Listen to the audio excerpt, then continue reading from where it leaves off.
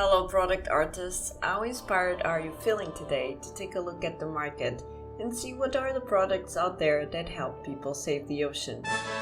To do that, we will be taking our special sunglasses to protect ourselves from the ultraviolence, the rays emitted by the products that suck. So, since we are feeling lucky, we will type directly into the Play Store search box Save the Ocean. And it only takes some seconds to notice that most of the apps that appear are games. Yes, games to save the ocean. I have to say that some look very promising, like this one that started with this opening.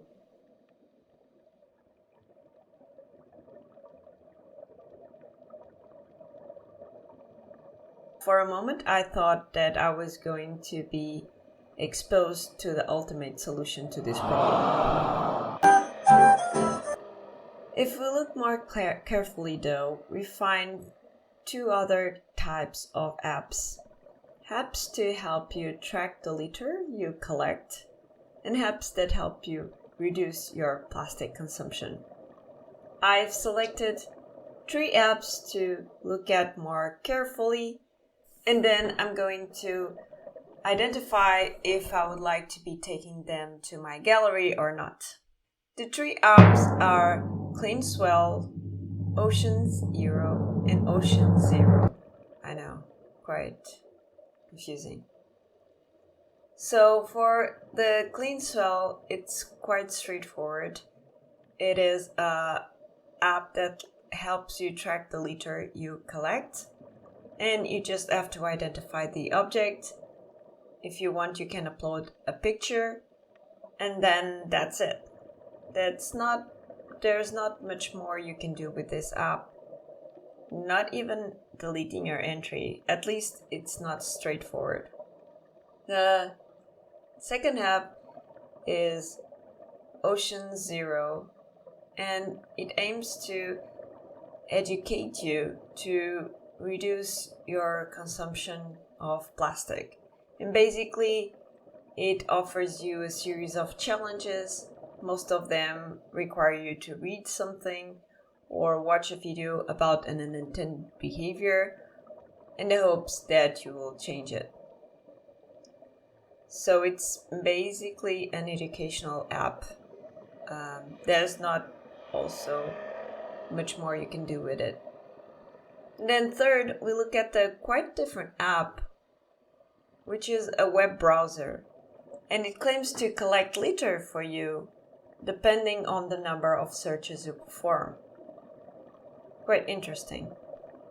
Let's look at them with our sunglasses and let's think about our third item or third criteria, which is community quality. Well, only the web browser has some elements of community. You can invite your friends and you'll see their progress in this sort of leaderboard at the top right of your web browser, which is quite interesting because Google doesn't offer you that, so it's quite novel to see that functionality. You can also send gifts to your friends. I don't think there is much more you can send. At least this was the one I tested. So for the others, there's no way you can benefit from friends or other people using this app. In terms of life impact, well, any of these changes here will only be noted in the long run and in an aggregated way. So we have to change a bit the angle here and think about life impact in terms of the habits that you have to change and to the extent that these apps help you change those habits. So for Oceans Zero, the app tries to help you change your behaviors by educating you about their consequences. So it's quite an investment if you follow through and really try to adopt those new behaviors. So it requires some effort and investment on your side. So it has some impact on your life and how you live it.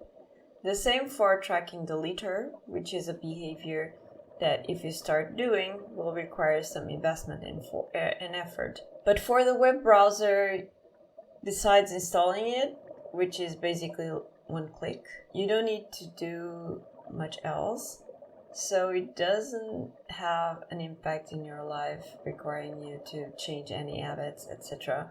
So I think it's the one that has the least impact, at least when we think about it in terms of this angle of the sacrifices or the effort that you need to make. When we think about fit for purpose, they are all fairly easy to use. In terms of getting the job done, I would just like to note that for the case of the web browser, the business model is based on exposing you to ads, and in those ads and that exposure is what's going to fund the collection of the litter.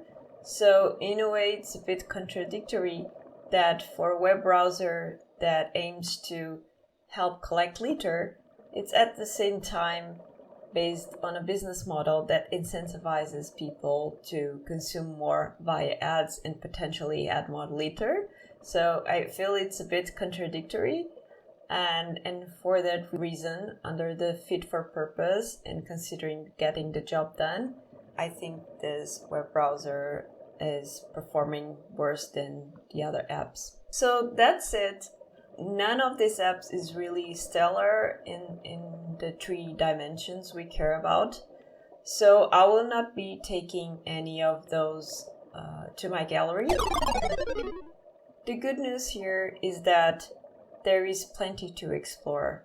If we recall our opportunity tree or coral, we can see that some of the apps here map under the restore branch, the apps that help you track the litter you collect, and some under the stop the damage, the apps that educate you about harmful behaviors that you should change. There are no apps under the nourish branch, perhaps because it requires some scientific knowledge and equipment and even boats to fertilize the ocean, and to do that properly. Some companies do it, but it's not accessible for the citizens as of now to contribute to that effort. So plenty of things to be explored by product artists. I hope this gave you some food for thought. It's getting quite chilly out here, and I don't enjoy particularly the way the shark keeps circling me, so I better get going. In the meantime, take care.